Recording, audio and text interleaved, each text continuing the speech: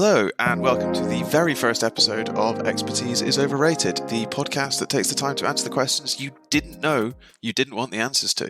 I'm Sean. And I'm Vib, and neither of us has any clue what we're talking about. Let's get to it. In this episode, we'll be discussing the top 10 most powerful characters in the Dresden Files. Now, I've got my list ready. Have you got yours? I do indeed. Right, so without further ado, let's get to it. Who's sitting at your number 10 spot? My number 10 is probably a bit of a surprise, to be perfectly honest, but it's Leah, or the Lenanshi, I guess is how you pronounce that. Oh yeah, so that's another point that we should caveat in every episode, and we'll do going forward. Neither of us can pronounce anything for shit. Absolutely right. I'm basing all of it on how James Master says it, to be perfectly honest. It's as good a guess as any. So you've got Leah. Number 10, I have One Eye. One Eye. Specifically One Eye? Specifically One Eye, yes. Interesting. There's a reason for that. Well, it's interesting because my number 9 is Odin. Specifically Odin. Interesting. Specifically Odin. My number 9 is Dracula. Oh, yeah. At number 8, who have you got? Number 8, I've got Nemesis. Nemesis, so do I, although I've actually added the other outsiders, and probably what I mean by that is the walkers specifically.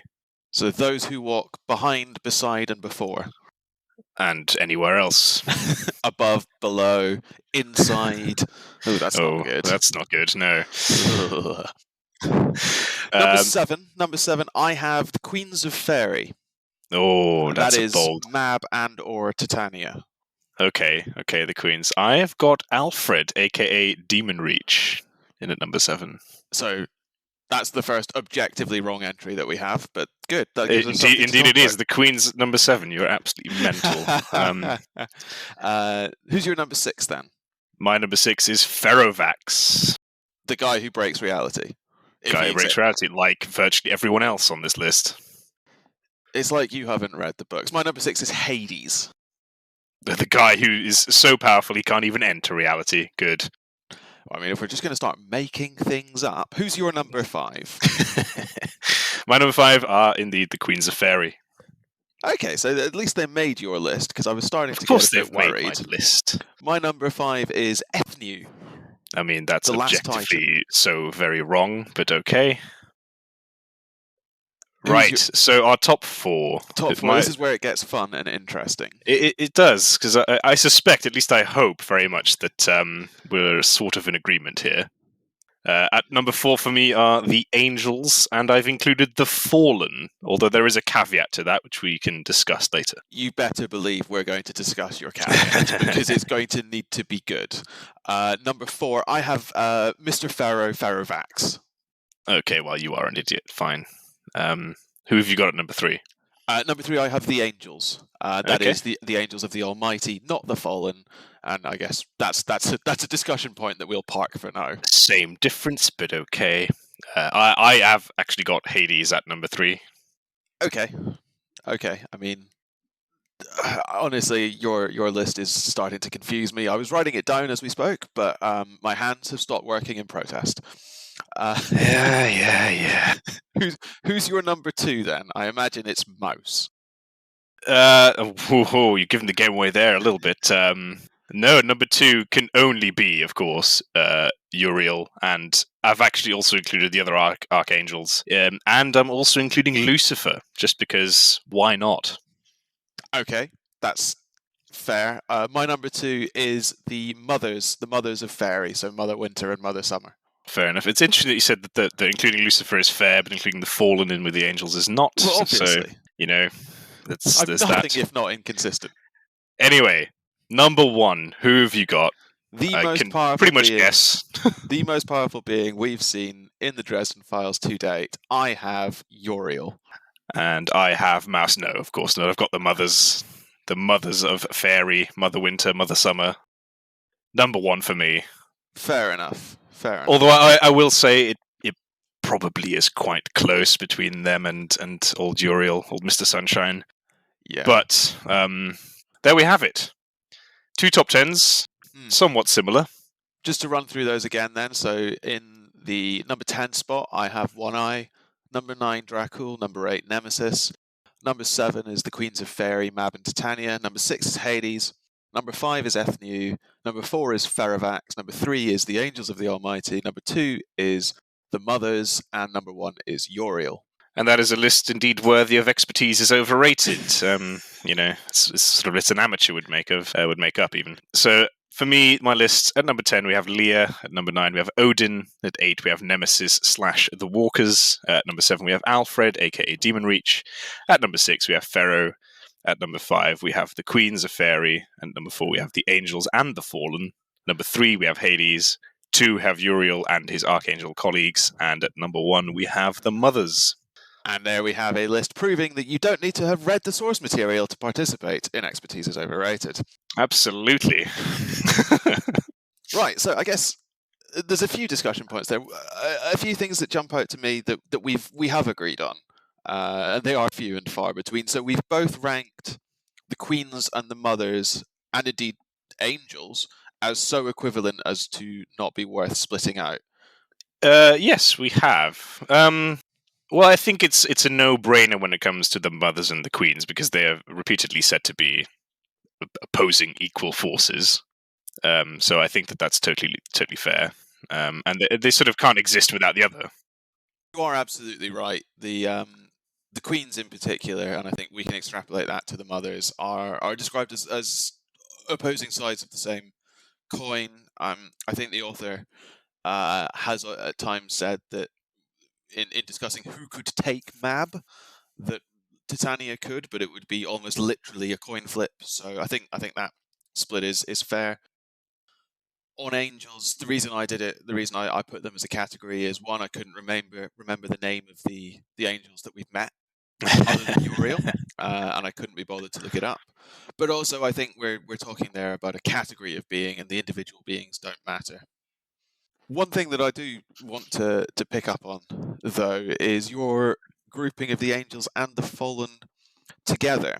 Yes, and I think that there will be a theme in with this argument. Okay, well, why don't you make your case?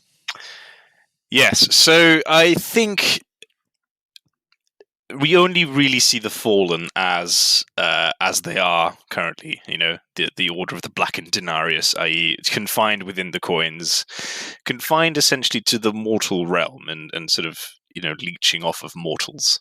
And in so doing, I think they give up a lot of their potential power. Now, that is not to say that if they were to return to, say, the Never Never or some other higher plane of existence, that they would not be as equal or as powerful as the angels themselves. I am claiming that. I don't know if that's true. I have absolutely no expertise on the matter, as you might imagine. But I'm just saying that if Andúril were to be fully unleashed, he would not be able to be taken down by an angel. Okay. It's an interesting argument. Insofar that angels are insofar that angels are forces of nature, if we can call them that, I think the fallen are that too.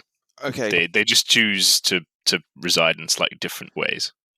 So where I personally think you're falling down is on the precise nature of the fallen. So my understanding, having read none of the Bible, is that angels fell when they chose to exercise free will. It's a necessary component of the being of the fallen that they have increased free will as compared with their sort of non-fallen counterparts. As we know, free will is a direct sort of inverse correlation with power, as I'm sure we'll come on to when we discuss the beings at the top of this list. So in choosing free will and thus falling, I think they've given up what that sort of level of power that you're alluding to them once having. I don't doubt that in its heyday, in his heyday, in her heyday, anyone know? Anyone care? No. Andúril could go toe to toe with just about anything. I want to say Andúril was referred to as a he, but who really knows? It's like giving a mountain a gender. It is a bit, yes. I sort of see where you're coming from, but then the counter-argument to that, in my opinion, would be the angels that reside in the swords of faith. because they seem to almost be able to exercise some form of free will, although I guess you could always just say it's not free will, it's just whatever the Almighty decides is, right or wrong. I guess they're maybe acting as the Almighty in his aspect of judgment. But that is a good counterpart, a good counterpoint, to which I sort of have nothing other than angels and swords is silly. Well, that is an absolutely shit argument. So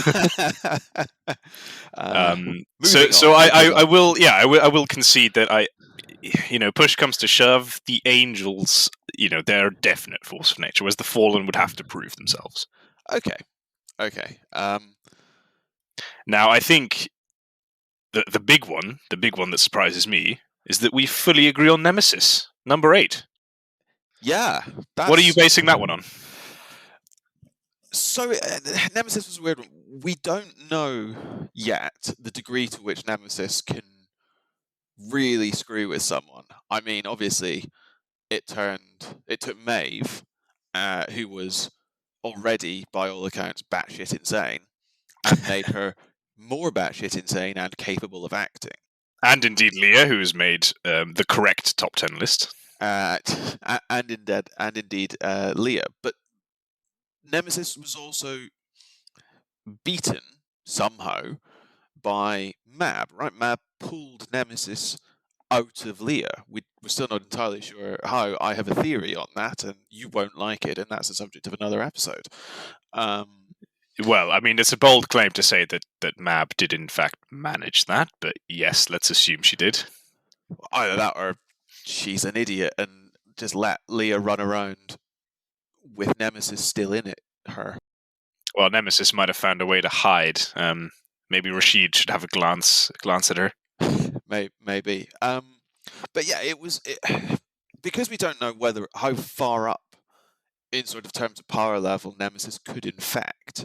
I, for example, would suggest that Nemesis couldn't infect.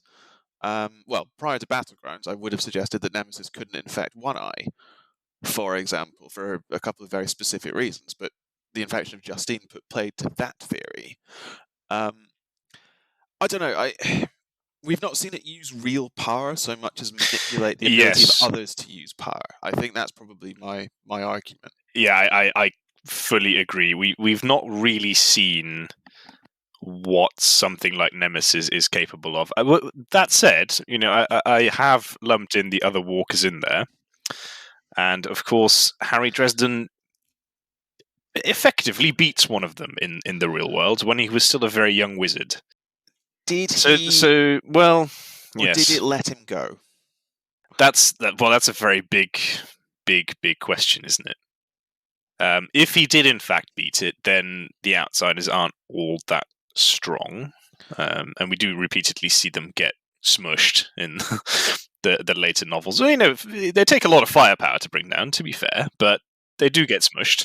I just wonder whether the outsiders as a whole, and the walkers perhaps as a subset of that, have a too easily available kryptonite, right? We know, we learn in peace talks that Starborn are capable of wielding power over outsiders. We see that when Harry banishes the Corner Hounds. Ebenezer explains it to him.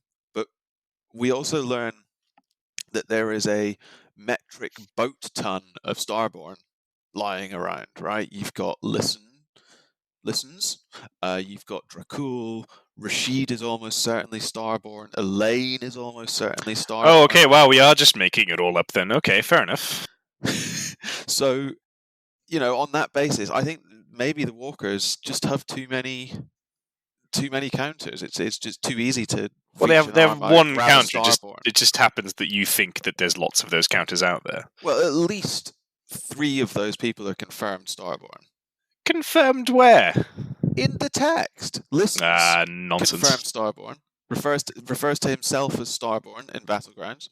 Elaine is almost certainly a Starborn. We know she shares a birthday more or less with Harry, and we know that the birth of Starborn is based on time. Rasheed, as gatekeeper, I'm going to just assert has to be Starborn because nothing else makes sense. And Dracula, again, refers to himself as collecting Starborn, I postulate, because he is one. Yeah, no, I do actually agree with you. I think Dracula is more or less certainly Starborn, yeah. It'd be very surprising if he wasn't. So why isn't he in your list? Well, the real question is, based on all of that, why have you put Nemesis on yours? Because Nemesis caused the war. Probably. Yeah, I mean, Harry caused the massive war that lasted for many of the books. Why isn't he on your list? Because Harry was manipulated by... Well, technically, Bianca was manipulated by Nemesis into putting Harry in a position where he could do nothing but start the war, which then basically fucks up the Red Court to whatever end no one really knows. That's an episode. And of course, Mab wanted the war to happen, which is another episode. Fair enough. Yeah. Okay. So Dracula not being on my list, I wasn't that impressed with him. I agree. Starborn. He's obviously one of the elders of the Black Court, if not the elder, which automatically makes him super powerful. And in a fight, I think he would be an absolute bitch to take on. But he doesn't quite beat Harry with enough style for him to warrant being on the list. Enough style. The man whatever he is, exudes style. He is pure style. He turns up to a war zone in a tuxedo. Yes, and then runs away. Doesn't run away. He grabs a few rear. He grabs a few low-level wardens and runs away. You did not just call Wild Bill low level. I did, in fact, call Wild Bill low level. And Yoshimo. And old Chandler. Well, yeah, there's a whole episode on Where's Chandler Gone. This episode, by the way, dear listener, is nothing more really than sizzle for all the other episodes that we're never going to do. Absolutely. Never actually. This is the only episode you'll ever hear, probably. And it might not even be the first one, so how that's going to work, I don't know. If you're listening to this, you can consider yourself very special, indeed. Okay, so I can concede that you may have a small point on Dracula not winning with quite enough style to make it above Leah, but Ethnew? The thing with Dracula. Okay, just to finish that one off. The Black Court have been, to all intents and purposes, eradicated, and he's just sort of been sat there chilling. Now, yeah, sure, maybe he's got a massive master plan, and maybe I will have to eat my words and put him number one in a future episode. Should we ever revisit this? But so far, I'm just not impressed. Whereas Leah, time and again, she's been impressive. When we see her cut loose, she is unbelievably scary. And in fact, it is said by Mab herself that she is second only in power to Mab. So it depends. That's big. That's very big. But yes, of course, it depends how second. But Mab considers herself to be, a little bit strong. So I think saying that Leah is second only to her, that's pretty big. And quite honestly, I couldn't think of anyone else who deserved to be on the list above her. Ethnew, the last Titan. Ethnew. Oh, Ethnew, yes. All right, let's have this debate then. Go on. Tell me why Ethnew should be on the list. At number 5, no less. You're absolutely mental. Ethnew.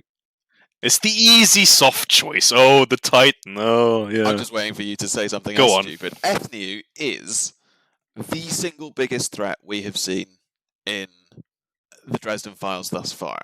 Now, why do I say that? Simple. Look at who all comes to deal with her. This is a being who is so powerful that she pulls out of retirement, or whatever the hell it is that immortals do, Ferrovax, Etri, One Eye, Mab, Titania, and the Earl King.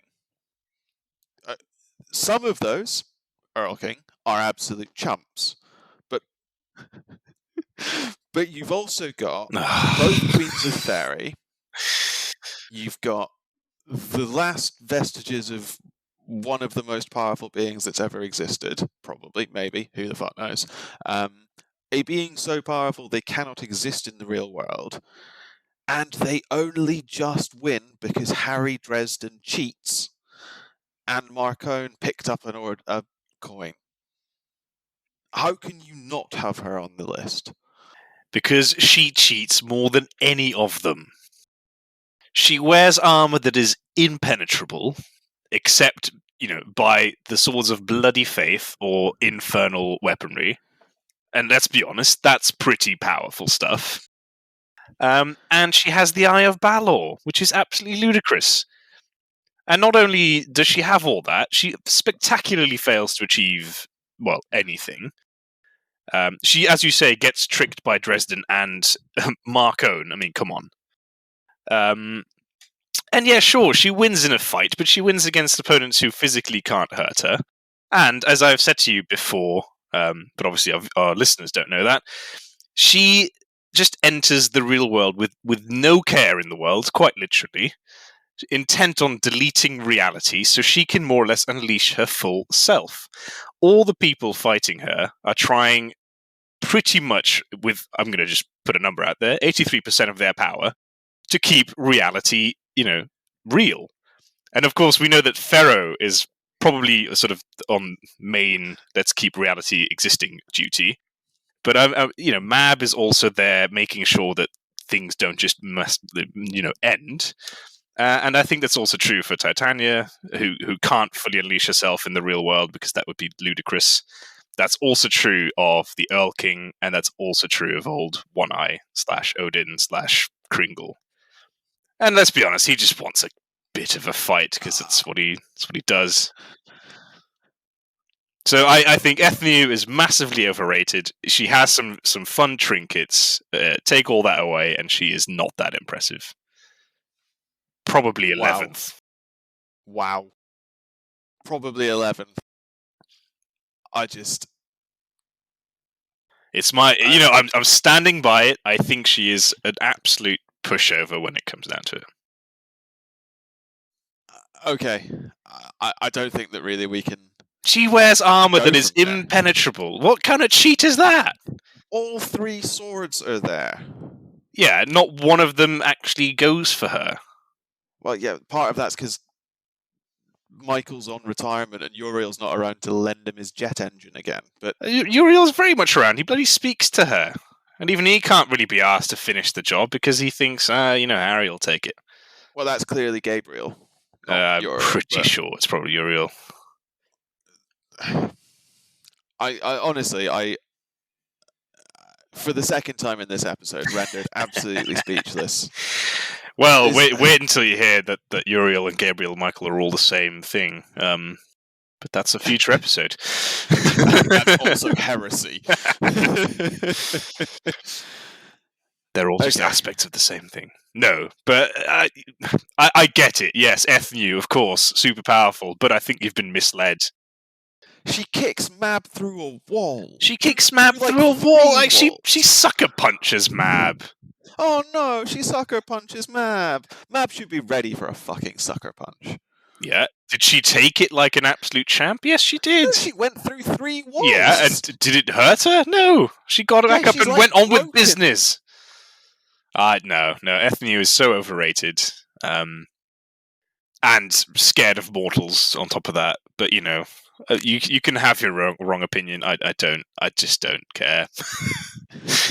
5th is absolutely outrageous. I might concede that putting her above Hades is iffy. Like talking about Pharaoh breaking reality. Pharaoh is still able to exist on some level in reality. He's seen as a man who smokes. Not smoking cigarettes, he just smokes. Just leaks. But he's still there. And yes, he says, I can't show my real self because it would break reality. Whereas Hades, with his crown of fucking Mordite, I think wouldn't even be able to consider going to the real world because it would just break something so fundamental. You have no evidence for this. beyond the fact that you really liked the Disney film Hades and thought he was the best character and the unsung hero of he's it. he's completely misrepresented in that film as well. Hades, right, is by far and away the most likable of the Greek, certainly male gods. Oh, I'm sorry. Was that your daughter that I just kidnapped on my chariot? That was not him. Zeus arranged that marriage, and all Hades did was say, "Okay, she's your daughter, so I'm going to take that as granted." It's the only pretty much loving relationship we see between an actual married couple in Greek mythology. And no, I'm not getting into this with you right now. No, that's fair. You're an idiot. Hades at number 6 is idiotic. It might actually be the single most idiotic thing that you have on your list. Hades is at number 6. He is the only actual god on your list, and you put him at number 6. Just let me talk. All right. Okay. Well, Odin One Eye is a god, but let's ignore that for a moment.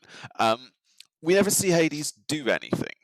He just sits there with his cool little Mordite crown in a little corner of the Never Never, playing with his dog. Now, great.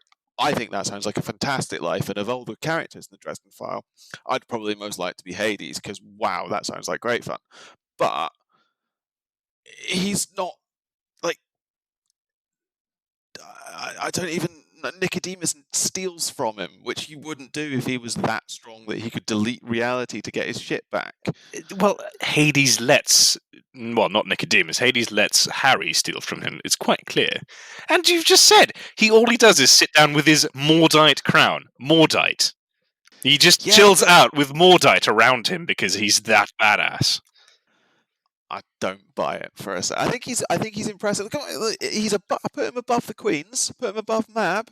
Maybe I may concede that he should probably be above Ethnew. I'll give you that. I'll give you that. But you genuinely think that a mere messenger of the White God, of the Almighty, of whatever, could take an actual god? Because that's what you're saying. Angels at 3. Yes. Hades at 5 on my amended list. I'm going to say yes. I think that's bold. It's also a real clash of religions there. But I mean, yeah, there's some serious theological implications of angels of the Almighty fighting Hades of the Greek pantheon. But I think that's the point. Hades of the Greek pantheon. Sure, there are some, and indeed growing numbers of people who are sort of reverting back to pagan and polytheistic beliefs.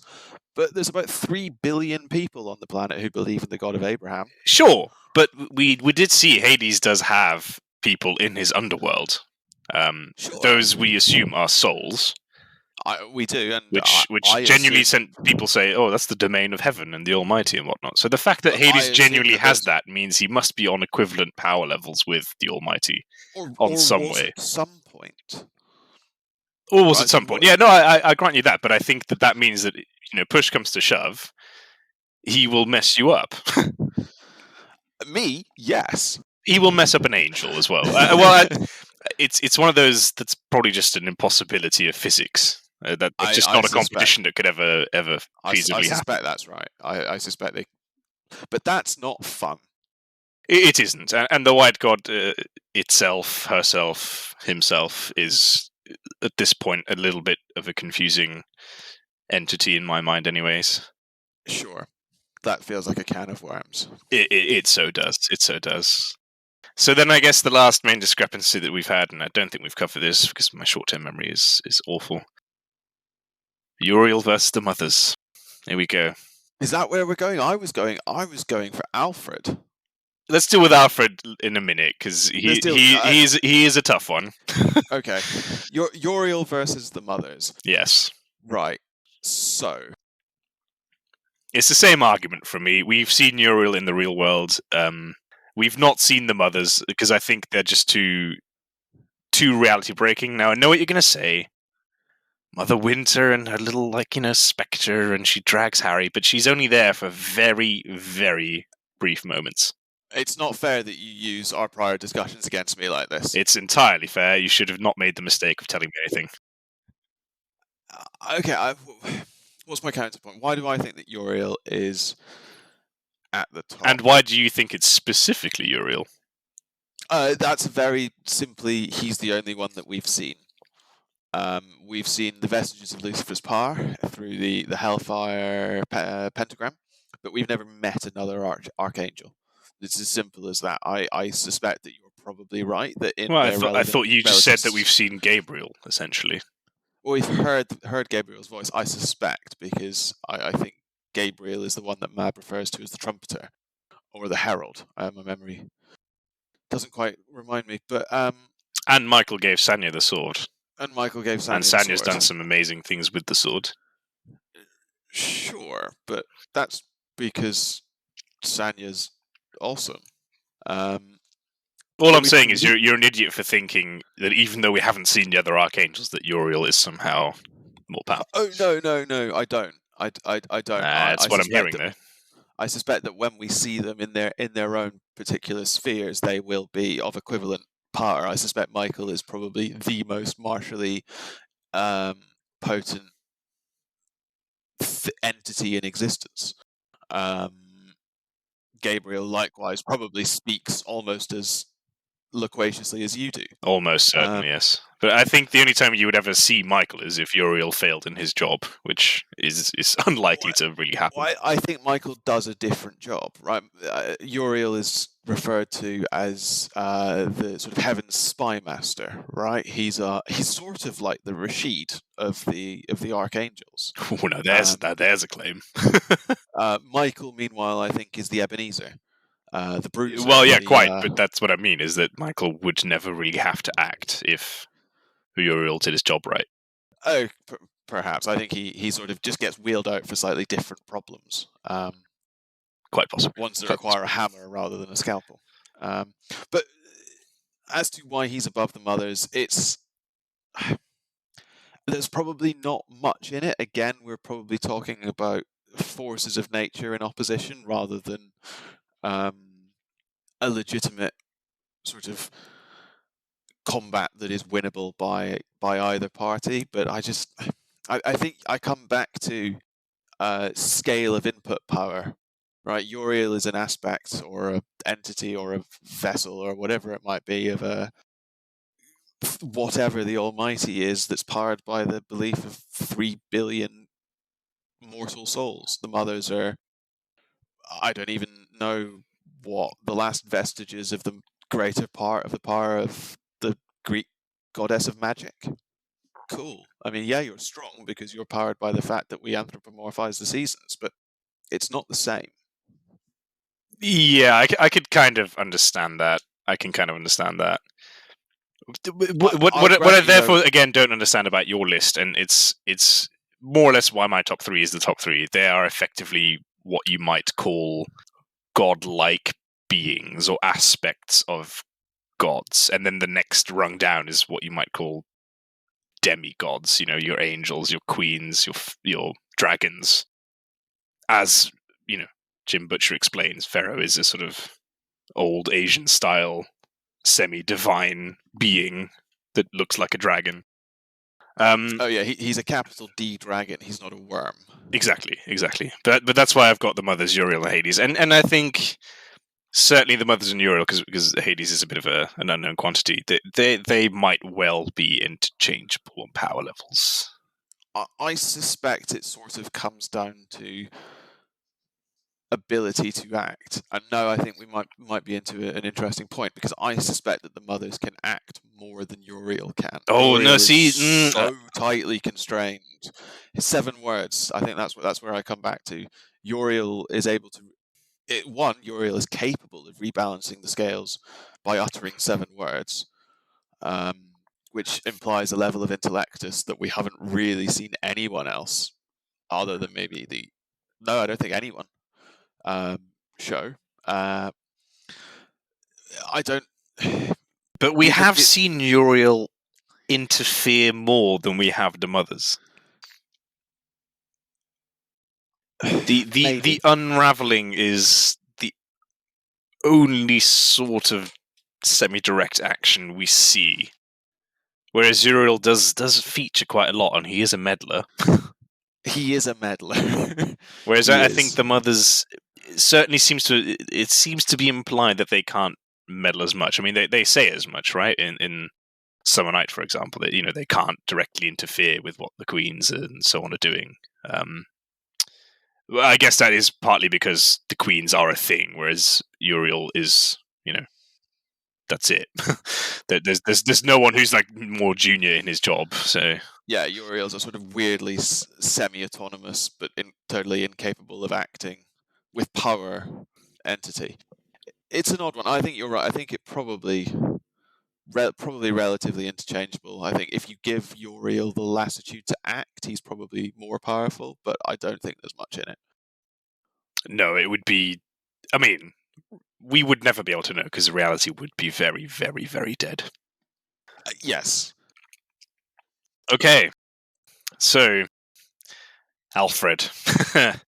Alfred is a supremely powerful being if you can get whatever you're fighting to step onto Demon Reach Island. And if you can't, he's fucked. But is there not an argument to be made for that is essentially the same level of being hamstrung as someone like Uriel? It's just not that there has to be a divine decree to act, but you have to be in a specific location. It feels different. It feels different to me. It feels like Alfred, Demon Reach, is incredibly powerful in a very specific direction, whereas I feel like most of the other entities on this list, or on either list, are perhaps less linearly powerful, less powerful in that specific direction, but have a far greater breadth of power. Alfred's really great if you want to lock something up and throw away the key. Yes, indeed. Anything else. But this is the point. Could Alfred lock up Uriel? No. But could Uriel avoid being locked up without destroying reality? I don't know. Probably, potentially not. So what's your cutoff then for people Alfred, or well, not people, beings Alfred could lock up? Because in your original list, right, we have someone at number 5 who is beaten effectively by Alfred. I think Alfred could hold anyone below Ethne in the list. Almost certainly he could hold Hades, because I'm fairly sure that other gods of equivalent stature are down there. We know he could hold one of the queens because Mab is terrified of him. Nemesis, I assume, but I have no evidence. Well, there are outsiders in there, right? Because he locks up Justine. Although I guess no, he doesn't. He locks up Thomas. Justine escapes. Wow, I need to reread the books. What is this, Lord of the Rings? But he certainly holds off Sharkface, he who walks before. So I think he could lock up an outsider. Dracula, I don't think, is particularly special, and likewise One Eye. At this point, I don't think either of those are escaping if Alfred wants to lock them up. Go above Ethne low. Faravax, Angels, the Mothers, Uriel. I don't know. I don't think so, but I don't have evidence for it. It's just a. I think from a narrative standpoint, it would be weird for Harry to be that strong this early in the books.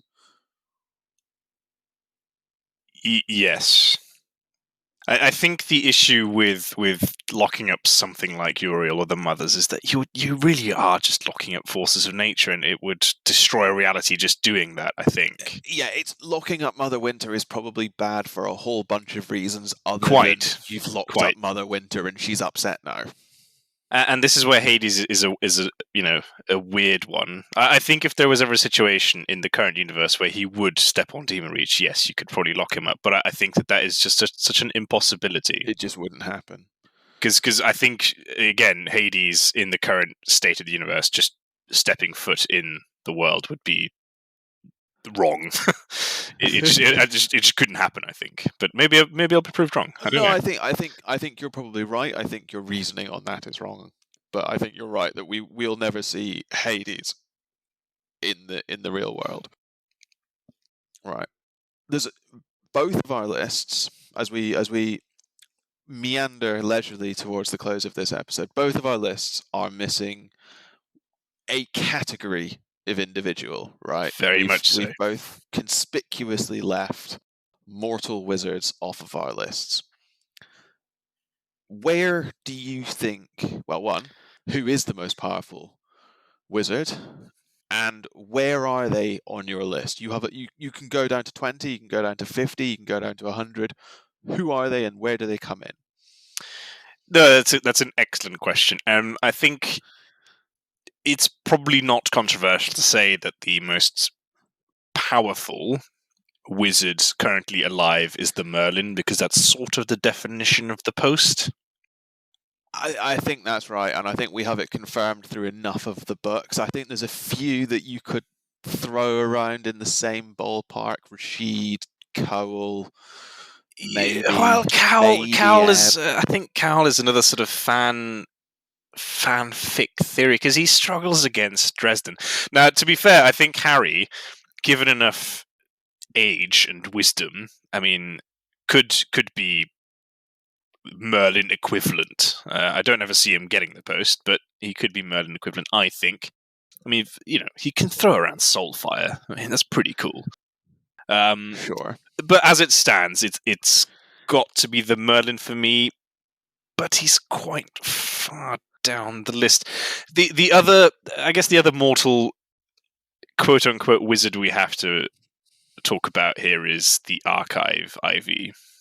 Not technically a wizard, I suppose, but she is mortal and can cast magic. Not that she likes it by her own admission. She prefers, other things. But she can do it. Kittens, I think. Yeah, well, I mean, who doesn't? No, I think that's...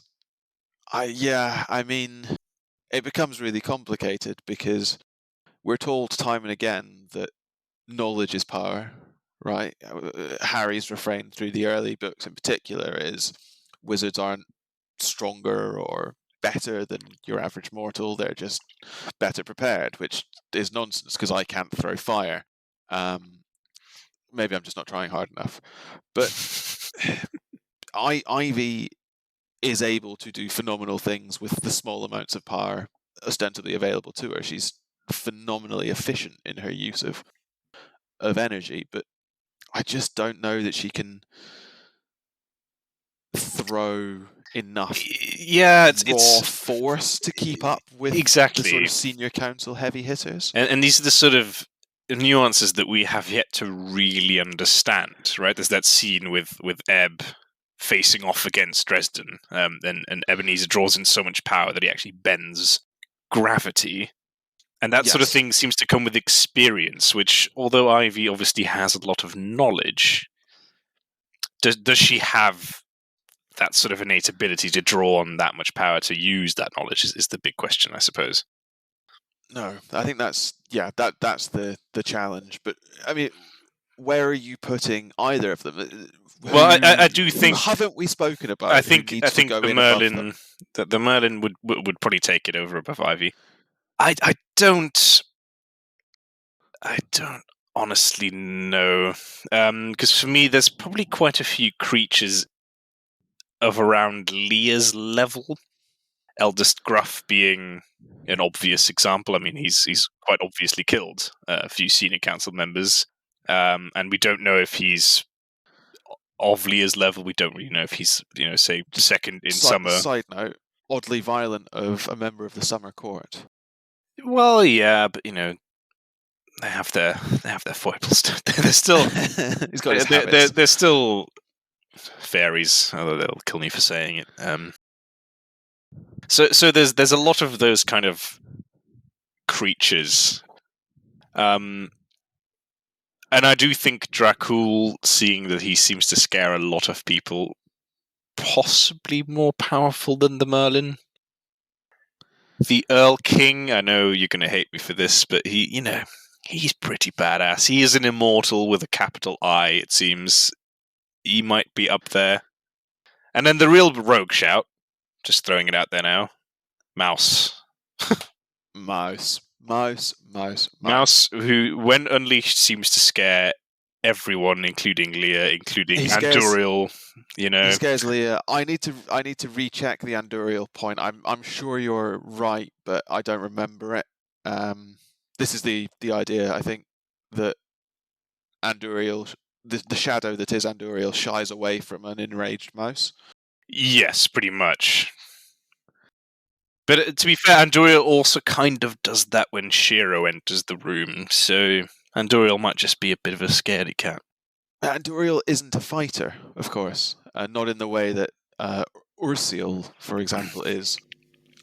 But I can understand being, as a fallen angel, being scared of Shiro. I mean, he wields a sword of the faith. But being scared of Mouse does imply that there is a lot of power hidden away there. I think that's right. I think we just don't know enough about it. What Mouse clearly has power. He seems capable of summoning lightning to wrap around his mane, which is pretty cool. But how, why, in what circumstances? We have that throwaway line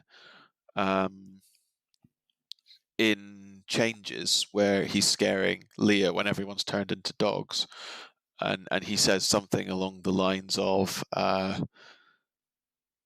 he didn't choose me, I chose him. Yeah. Which implies some level of, obviously Mouse is smart, but a level of free will and sort of sapience that implies some serious oomph going on there. No, indeed, I fully agree. So yeah, what do you think? Where I guess another way of maybe looking at this is if we take some of the major factions and look at their leaders, would we consider the Merlin to be superior? So this would be, your Black Court elders, your Red Court, the Lords of the Outer Night, Wraith Senior, maybe even. Not that we've ever really seen him in his full power. He is untouchable to magic, so he sort of just breaks Arthur Langtry in half. Well, yeah, exactly. I mean, at the end of the day, yeah, he can throw around a lot of magic, but he's still a 432-year-old man, or however old he is. So I don't know. I think I'd rate him fairly highly. I think he's probably sitting around about equivalent power as Leah Eldest Gruff, I would say. So I'd probably have him quite high. He's probably sitting at number 12, 13 of my list, I'd say. He'd certainly give them a run for their money, although my suspicion is that he would, cast a pretty decent ward and just get away. That's, yeah. What does victory look like? Well, I guess for a lot of people in this, it would be surviving. Because we do have to remember that the Merlin and Rasheed cast some immensely powerful defensive magic. So they clearly are pretty competent. Very true. But I think that brings us to a nice pensive close for the It does a bit.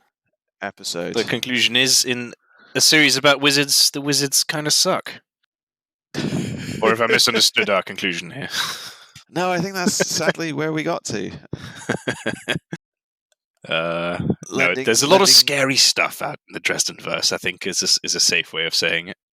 I mean, neither of us has a Nagaloshi on their list, and that's at one point one of the scariest things we encounter. It gives Harry nightmares for years. We've got very true. The Red Court didn't make it. The Black Court elders, you've referred to them, they didn't make it. Bob didn't make the list. Bonnie didn't make the list. Mac, of course. Well, Mac's a vanilla human, didn't make the list. Mac is a vanilla human. Oh, my days. He just had to end on a stupid melody. No, but I think, yes. Obviously, we see everything through Harry's eyes, and Harry has faced the Nagloshi head-on, whereas he has not, in fact, faced Uriel head-on, which I'm sure you'd have more than nightmares off the back of that. Harry hasn't used his sight on Ferrovax, right? So it's not quite Exactly. the same. But no, I think that brings us to a close. I just wanted to say thank you for listening to our very first episode. We apologise. It was probably shit. Feel free to let us know if it was. If it wasn't, that would be even better. Do tell us and do pop along next time. We've got some really stupid stuff to talk about next time. I'll be presenting my case for why Denethor in the Lord of the Rings is absolutely right and should not give up his throne to Aragorn, because Aragorn has no legitimate claim to the throne of Gondor. Yeah, See you then. I'd forgotten about that.